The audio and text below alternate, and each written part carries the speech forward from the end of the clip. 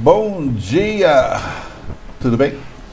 Eu sou o pastor Gilberto e nós estamos nos nossos devocionais diários e essa semana vamos falar sobre casamento. Felizes para sempre. Como? Como é que a gente pode viver felizes para sempre? Eu podia começar a falar um monte de coisas que eu acho, ou livros que eu li, mas nós vamos falar sobre o que a Bíblia diz e vamos tentar ilustrar, e claro, com algumas coisas. O assunto hoje, então, é fundamentos para o casamento, baseados no nosso texto de Efésios, capítulo 5, nos versos de 21 a 33. Vamos ler o texto, então? Versos de 21 a 33 diz assim: sujeitando-vos uns aos outros no temor de Deus, que é o finalzinho do nosso texto anterior, falando de sujeição, e a gente já falou sobre isso.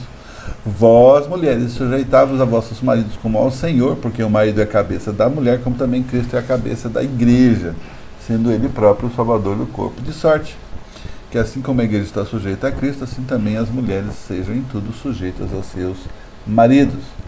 Vós, maridos,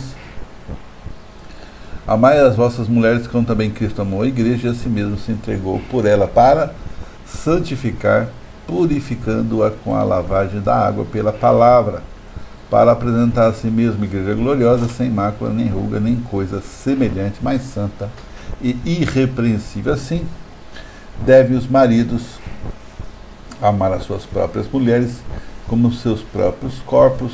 Quem ama a sua mulher, ama-se a si mesmo.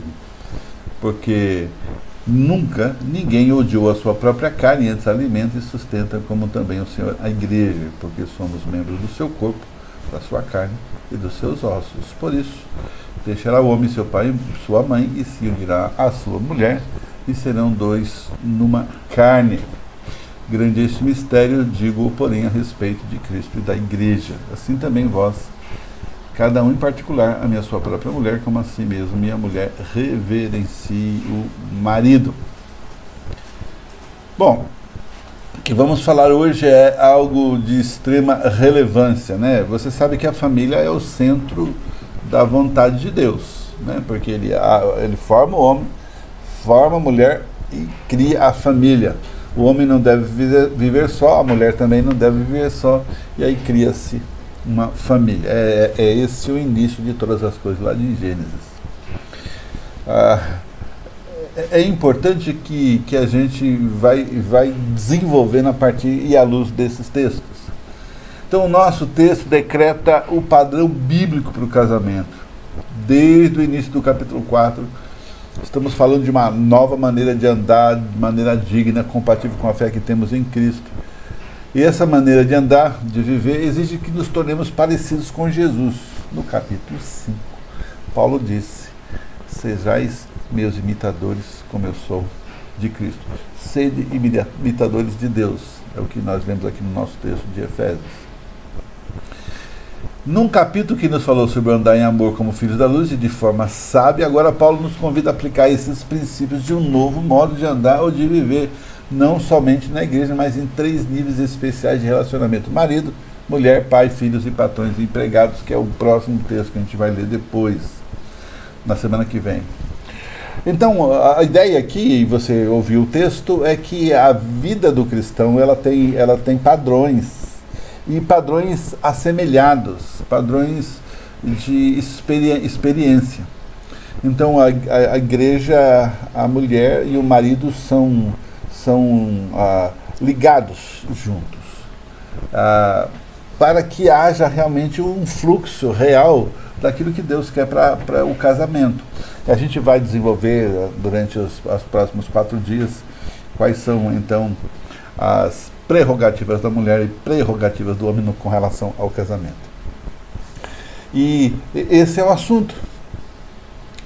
A gente vai entrar e está entrando, né, no assunto que está na contramão da história. Na verdade, o inimigo do mundo, o nosso inimigo, o diabo, ele precisa destruir a última coisa para começar talvez todo o processo que a gente sabe que vai começar, que é a família, né? A família tem que ser destruída. No dia que as famílias deixarem de existir, então deixa de existir o Evangelho.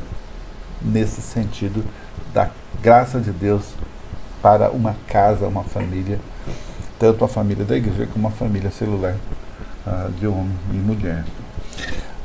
Hoje já está havendo um certo distanciamento, né, das famílias. Hoje as meninas não querem copiar mais as suas mães, né? Por quê? Porque há uma herança, não a herança financeira, mas é uma herança de graça, de amor, uma herança de movimento, uma herança de percepção e de visão com relação à vida comum do lar. Vive-se mal, passa assim o recado errado, e nós temos aí os jovens aí buscando uma vida sem ligações fortes, né? Então nós estamos beirando aí uma falência familiar, e espero em nome de Jesus que não, né? Que a igreja consiga manter esse padrão. É como se fosse um legado, né? Então é um logaritmo, né? Só para a gente pensar, né? Então tem um logaritmo, por exemplo, você entra na sua internet e vai procurar fogão, né? Você vai procurar fogão, um fogão, outro fogão, um fogão. Você está procurando, você pretende comprar daqui a algum tempo, sei lá, ou só está vendo você olhou para o seu e não gostou mais dele, está vendo o que tem de melhor. A partir depois de algum tempo que você investigou isso, qualquer coisa que você abre vai aparecer uma propaganda do lado mostrando, adivinha o quê? Fogão. Por quê? Porque o logaritmo aprendeu de você o que é que você tem interesse. Fazendo essa transição, é lógico, de uma maneira melhor, até porque o cérebro humano é muito melhor do que qualquer logaritmo, você vai estar passando uma perspectiva, uma visão de mundo e de família para os seus filhos, os rapazes e as moças. Então, precisamos entender que Deus nos convida para uma vida diferente. Somos uma nova família, um novo povo, uma nova sociedade que está sendo construída por Deus por meio da nossa fé em Cristo. E leia isso, é a capacidade de obediência e de permanência, né? É a consistência e a coerência que a fé precisa ter.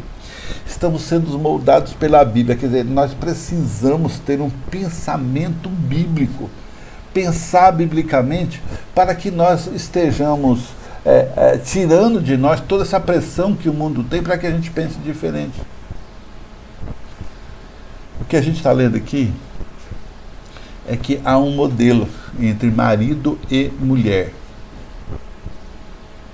E a gente vai ver isso nos próximos 4 dias.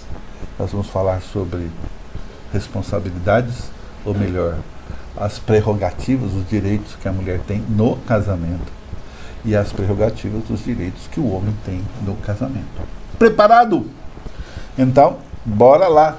Amanhã temos o nosso primeiro encontro falando sobre as prerrogativas do casamento, no caso, prerrogativas da mulher. Amém?